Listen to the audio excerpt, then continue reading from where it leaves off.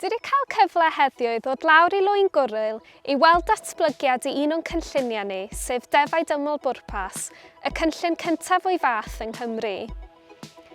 Pwrpas y cynllun peilot yma yw ceisio gwella ansawdd gwlân Cymreig heb gyfaddawdi ar ansawdd a chynhyrchiant cig-oen neu ddafad.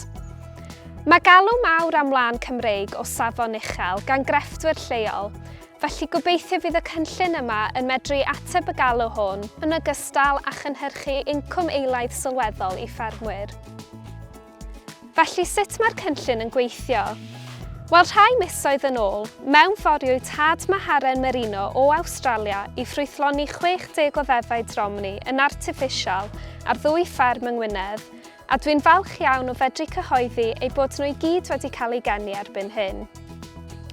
Bydd yr ŵyn yn cael ei monitro yn gyson dros y flwyddyn nesaf, wrth i ni gymharu eu cynnydd â grwpiau rheoli eraill, a monitro eu gwlân trwy asesu cyflwr a phwysau'r cni.